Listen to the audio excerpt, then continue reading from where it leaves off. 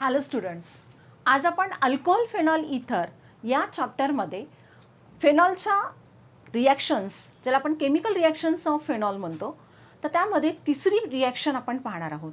Last व्हिडिओमध्ये आपण nitration ही त्या ठिकाणी रिॲक्शन फेनॉलची डिस्कस केली होती. आज आपल्याला तिसरी प्रॉपर्टी, त्यामध्ये तिसरी रिॲक्शन पाहायची आहे, ज्याला आपण म्हणूयात की सल्फोनेशन ऑफ फेनॉल. फेनॉलचं आपल्याला सल्फोनेशन करायचं आहे. सल्फोनेशन करण्यासाठी सल्फोनेटिंग रिएजंट त्या ठिकाणी घेतला जातो, त्याला आपण H2SO4 म्हणून किंवा त्याला सल्फ्युरिक ॲसिड असं म्हणता येईल. म्हणजे पहा काय होतं ॲक्च्युअलमध्ये रिॲक्शन, की फेनॉल इज रिॲक्टेड विथ, हा फेनॉल आहे, and when it is reacted with concentrated H2SO4, sulphuric acid सोबत रिॲक्शन होते. पण आता यामध्ये दोन कंडिशन्स आहेत. एक आहे 293 केल्विन टेम्परेचरवरती रिॲक्शन होते आणि दुसरा आहे 373 केल्विन टेम्परेचर. त्यासाठी पहा की सल्फोनेशन करण्यासाठी आपण सल्फोनेटिंग रिएजंट घेतलेला आहे H2SO4, सल्फ्युरिक ॲसिड. आता यामध्ये दोन डिफरंट टेम्परेचरवरती रिॲक्शन होते, तेव्हा तुम्हाला प्रोडक्ट मिळताना दोन डिफरंट प्रोडक्ट मिळतात. पहा, H2SO4ला आपल्याला असंही लिहिता येतं HOSO3H. याला काय लिहिलं लक्षात घ्या, HOSO3H लिहिलेलं आहे. मग आता काय होतं की जेव्हा 293 केल्विन टेम्परेचरवरती रिॲक्शन होईल तेव्हा मात्र या ठिकाणी या ऑर्थो पोझिशनवरचा जो हायड्रोजन ॲटम आहे, हा हायड्रोजन ॲटम हा मात्र या OH सोबत H2O फॉर्ममध्ये बाहेर पडेल आणि इथं हा हायड्रोजन ॲटम या सल्फोनिक ग्रुपनं, ज्याला आपण सल्फोनिक ॲसिड म्हणू, SO3H म्हणजे सल्फोनिक ॲसिड ग्रुप, यानं हा त्या ठिकाणी रिप्लेस होतो. म्हणजे तुम्हाला प्रोडक्ट मिळेल, यस, तुम्हाला त्याच्यामध्ये प्रोडक्ट मिळेल OH हा ॲज इट इज असेल, OH हा ॲज इट इज असेल. फक्त काय झालं, हा हायड्रोजन ॲटम SO3Hनं रिप्लेस झाला, SO3H, आणि प्लस बाय प्रोडक्ट असेल H विथ OH, वॉटर. हा त्या ठिकाणी बाय प्रोडक्ट तुम्हाला त्यामध्ये मिळेल. याला म्हणायचं आहे ऑर्थोफेनॉल. आता ॲक्च्युअलमध्ये बेन्झीन रिंग विथ OH हा फेनॉल आहे. फक्त काय झालं, ऑर्थो पोझिशनला हा सल्फोनिक ॲसिड ग्रुप आहे. म्हणजे याचं नेम देत असताना ऑर्थोफेनॉल आणि काय उरलं, सल्फोनिक ॲसिड. सल्फोनिक ॲसिड हा त्या ठिकाणी तुम्हाला प्रोडक्ट मिळेल. पण त्या ठिकाणी टेम्परेचरची कंडिशन जर आपण चेंज केली, म्हणजे 373 केल्विन टेम्परेचरवरती जर रिॲक्शन होत असेल, तर इथे मात्र या पॅरा पोझिशनवरचा जो हायड्रोजन ॲटम आहे, हा हायड्रोजन ॲटम या SO3Hनं रिप्लेस होणार.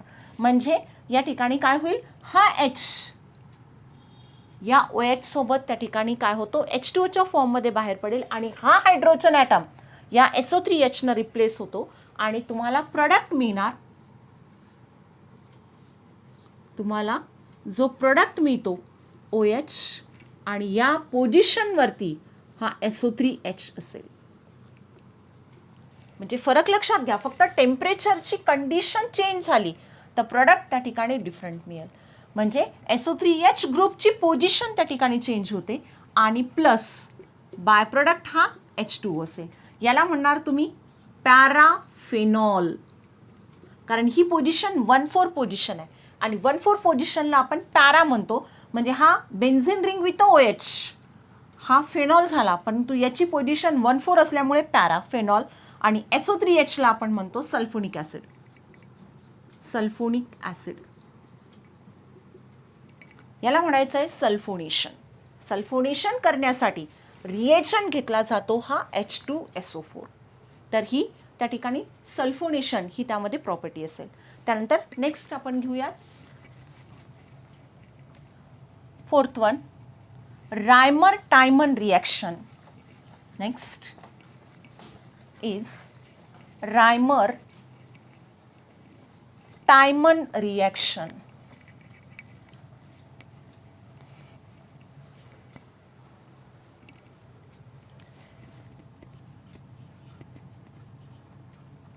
Reimer Tiemann reaction. आणि ही रिॲक्शन इम्पॉर्टंट आहे as concern with the your board exam. म्हणजे तुमच्या बोर्ड एक्झामच्या पॉईंट ऑफ व्ह्यूनं ही रिॲक्शन अतिशय महत्त्वाची आहे.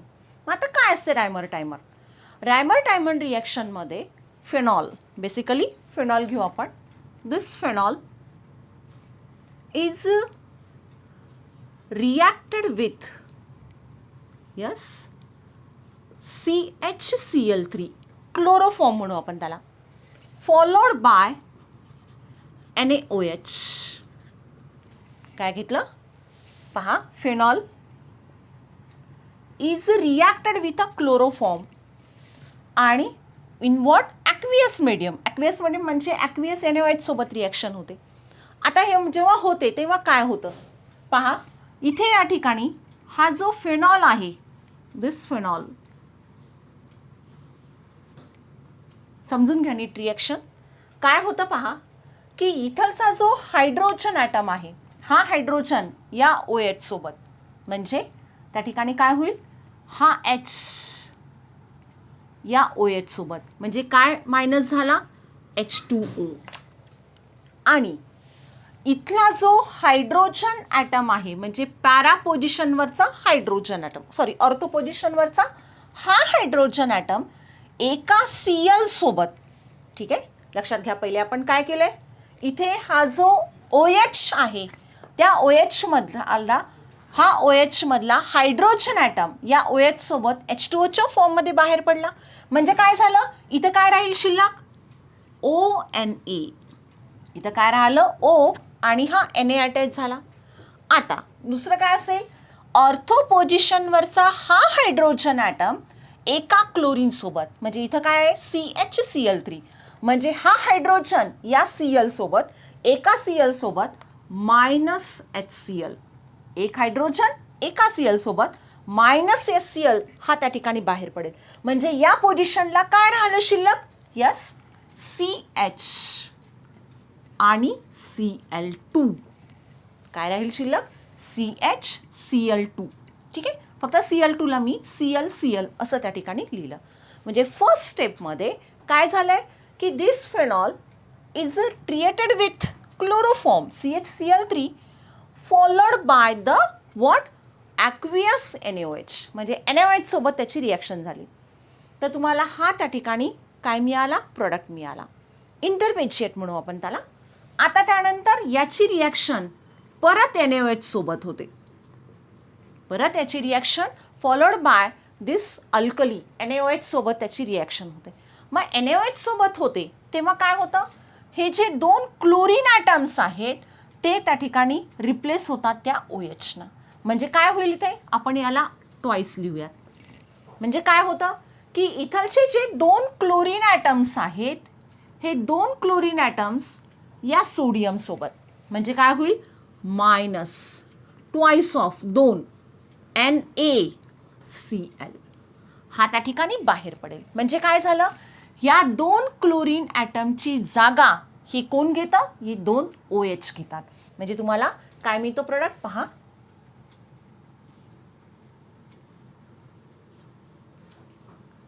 OH ONA as it is झाला. ठीक आहे, काय होईल, CH आणि दोन Cl हे दोन OHनं रिप्लेस झाले, OH OH. आता लक्षात घ्या, एकाच कार्बनवर जेव्हा दोन OH ग्रुप असतात तेव्हा हा मात्र हायली अनस्टेबल असतो. याला काय म्हणूत आपण, अनस्टेबल, तो त्या ठिकाणी कंपाऊंड आहे, अनस्टेबल कंपाऊंड आहे. मग अशा अनस्टेबल कंपाऊंडचं काय करायचं आपण, याला जेव्हा हीट करू, यस, नेक्स्ट स्टेप काय करायची, याला हीट करू. जर हीट केलं तर याच्यातला वॉटर मॉलिक्यूल रिलीज होतो. म्हणजे तो वॉटर मॉलिक्यूल कसा, हा H OH सोबत. म्हणजे काय मायनस झालं? H2O मायनस झालं. ठीक आहे. म्हणजे काय राहिलं शिल्लक? Yes, benzene ring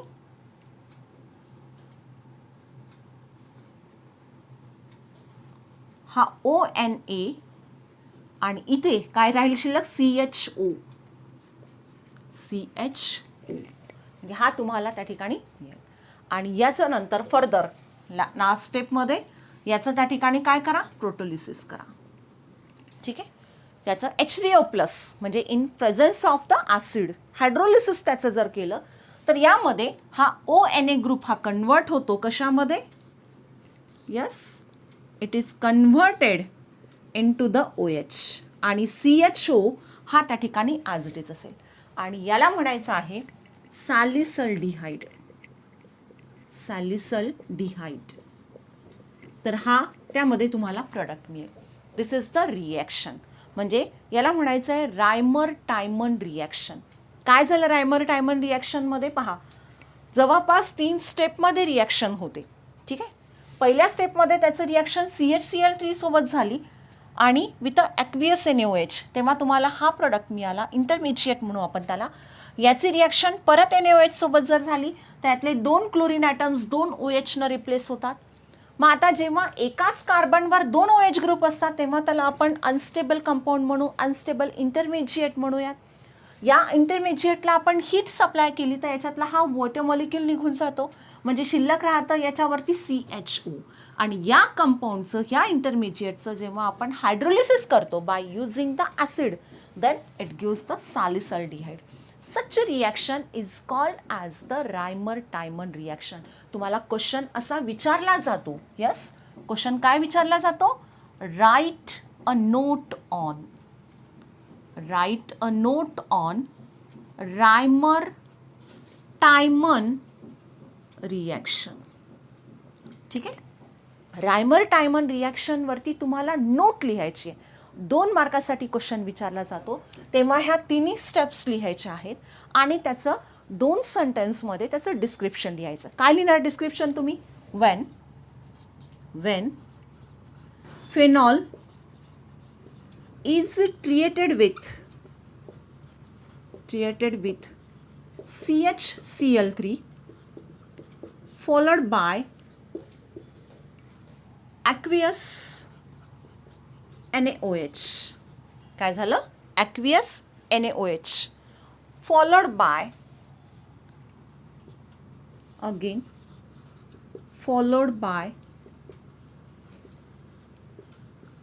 hydrolysis with what? Hydrolysis केलं आपण परंतु कशाच्या सहाय्याने? With acid. Then salicylaldehyde is formed.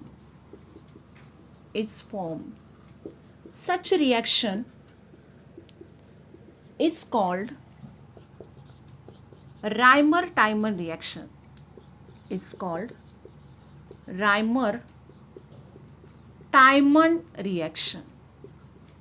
Such reaction is called Reimer-Tiemann reaction. तर अशा प्रकारचं डिस्क्रिप्शन हे 2 सेंटेन्स तुम्हाला त्या ठिकाणी टाकायचे आहेत. तर such reaction is a Reimer-Tiemann reaction. एक्झामच्या पॉईंट ऑफ व्ह्यूनं ही रिॲक्शन अतिशय महत्त्वाची आहे. ठीक आहे. तर this is about the Reimer-Tiemann. Next आपण घेऊया 5th one is Kolbe's reaction. Next आहे Kolbe's reaction.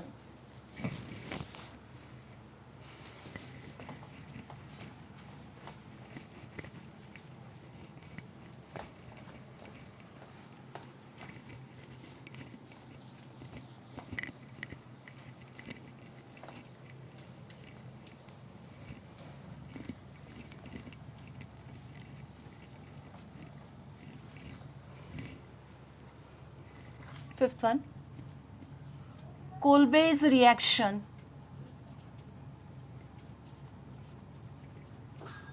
This is again the name reaction.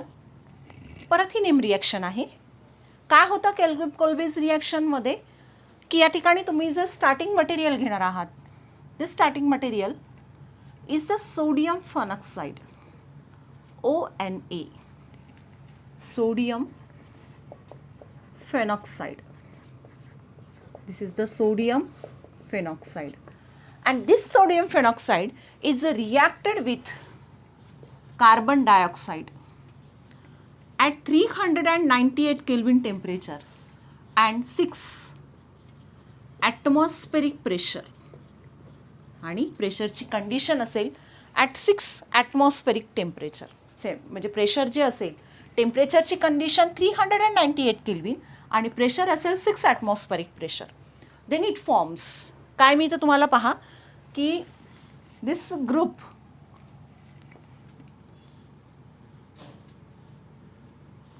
या रिॲक्शनमध्ये आता या ठिकाणी जो ONA ग्रुप आहे, this ONA group it's converted into the OH, आणि यातला जो कार्बन CO2 मधला COO विथ दिस Na, म्हणजे तुम्हाला काय मिळाला हा त्या ठिकाणी जो इंटरमिजिएट मिळेल, तर हा त्या ठिकाणी COONE.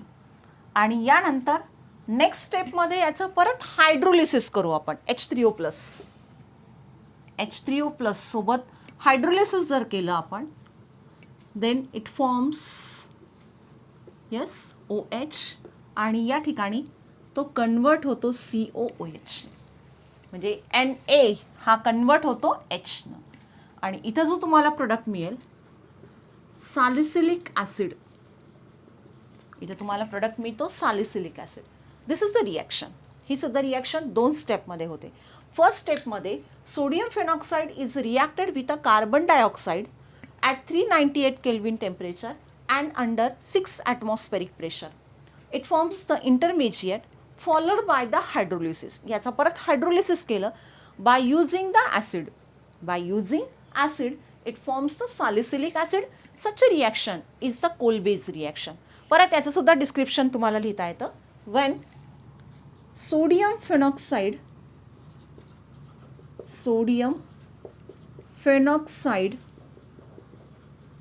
is treated with CO2 at 398 Kelvin temperature and 6 atmospheric pressure, आणि 6 ॲटमॉस्फेरिक प्रेशर फॉलोड बाय परत काय केलं आपण acid hydrolysis.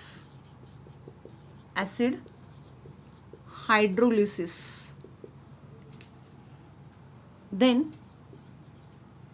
gives salicylic acid. Such reaction is called Kolbe's reaction.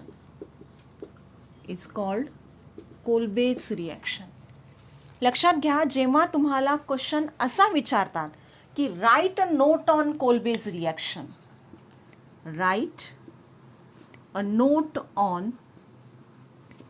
कोल्बेज reaction,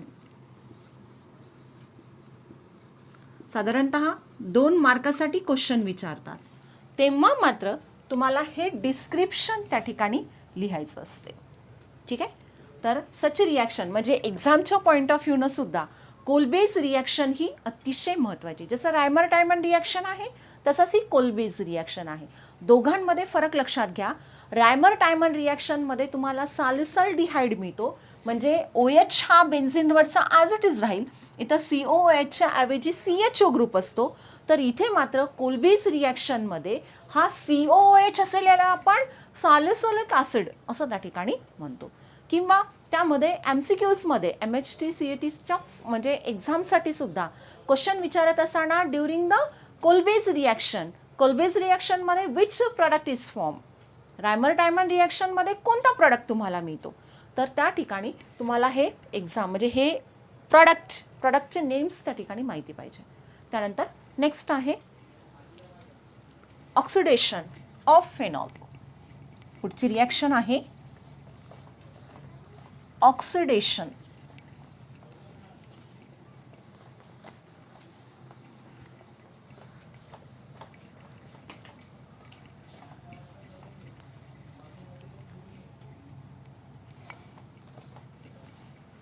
next oxidation, oxidation of phenol. त्यानंतर पुढची next 6वी आहे oxidation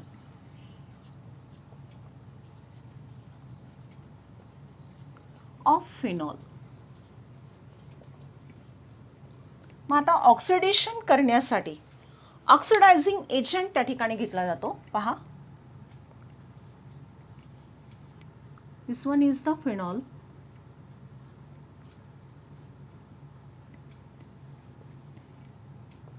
आणि याचं ऑक्सिडेशन करायचं आहे आपल्याला. ऑक्सिडेशन O2 सोबत त्याची रिॲक्शन, परंतु by using CrO3 chromic oxide with sodium dichromate Na2Cr2O7. जसं त्याच्यामध्ये K2Cr2O7 असतो तसा हा त्या ठिकाणी sodium dichromate with what H2SO4. आणि जेव्हा आपण याचं ऑक्सिडेशन करतो by using this sodium dichromate with H2SO4, then काय होतं की याच्यामधले आतमधले जे बॉन्ड्स आहेत ते बॉन्ड्स त्या ठिकाणी इंटरचेंज होतात. आणि इंटरचेंज होतात तेव्हा तुम्हाला त्या ठिकाणी प्रोडक्ट मिळेल. पहा, इथे काय होतं, हा जो बॉन्ड आहे हा बॉन्ड शिफ्ट होतो. हा इथे आणि हा इथे. म्हणजे काय होईल, हा बॉन्ड ठीक आहे, हा बॉन्ड इथे शिफ्ट झाला, हा बॉन्ड इकडे झाला आणि हा बॉन्ड इथे शिफ्ट होतो. म्हणजे काय होतं, फॉर्मेशन ऑफ दिस कंपाऊंड. बॉन्डकडे थोडंसं लक्ष द्या. इंटरचेंज होतात ते बॉन्ड आणि तुम्हाला हा काय मिळतो, बेन्झोक्विनोन. दिस इज द बेन्झोक्विनोन. हा त्या ठिकाणी तुम्हाला प्रोडक्ट मिळेल. म्हणजे जेव्हा त्याचं ऑक्सिडेशन होतं तेव्हा या पॅरा पोझिशनवरती डबल बॉन्ड्स त्या ठिकाणी होतात आणि ही डबल बॉन्ड्स इथे असतील. म्हणजे या कंपाऊंडला म्हणायचं बेन्झोक्विनोन, किंवा ही पोझिशन 1,4 आहे याला तुम्ही पॅरा बेन्झोक्विनोन असं सुद्धा त्या ठिकाणी म्हणू शकता.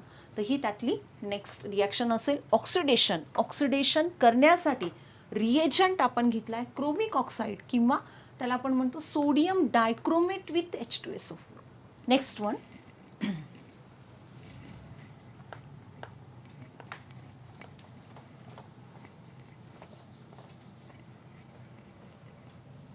सेवन, त्याला आपण catalytic hydrogenation. Catalytic hydrogenation of phenol.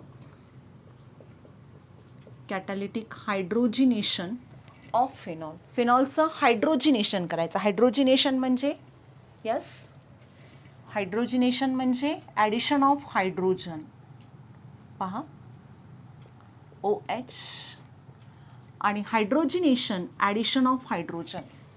आणि हायड्रोजिनेशन करण्यासाठी catalytic hydrogenation in presence of catalyst which is taken as a nickel. Nickel घेतला आहे आपण अँड 433 केल्विन टेम्परेचरची कंडिशन असेल त्याच्यासाठी 433.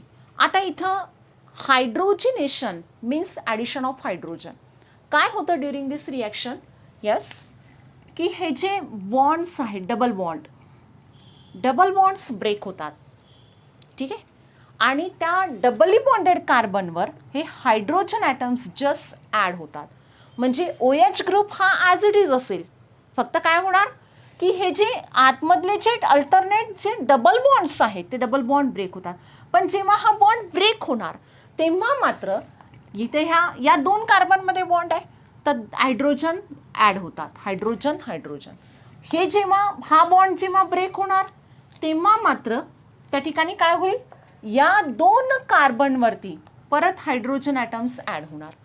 त्यानंतर हा बॉन्ड जेव्हा ब्रेक होईल परत हायड्रोजन ॲटम्स ॲड होतात. म्हणजे असे किती हायड्रोजन ॲटम्स ॲड झाले? Yes, 6 hydrogen. मग इथे 2च आहेत. याला 6 करण्यासाठी मी काय करते? थ्राईस करते. आणि यामध्ये बॉन्ड ब्रेक होतात आणि इथे तुम्हाला प्रोडक्ट मिळेल. यस, यामध्ये OH हा ॲज इट इज असेल. OH हा ॲज इट इज असेल. आणि काय होतं? या प्रत्येक कार्बनवर एक एक हायड्रोजन ॲटम ॲड होतो. आता इथे तुम्ही नाही दाखवलं तरी चालेल. डबल बॉन्ड ब्रेक केला, हायड्रोजन ॲटम ॲड केला, तर हे हायड्रोजन ॲटम्स नाही दाखवले तरी सुद्धा चालतात. ठीक आहे. तर अशा प्रकारे तुम्हाला जो प्रोडक्ट मिळेल याला म्हणायचं आहे सायक्लोहेक्सॅनॉल.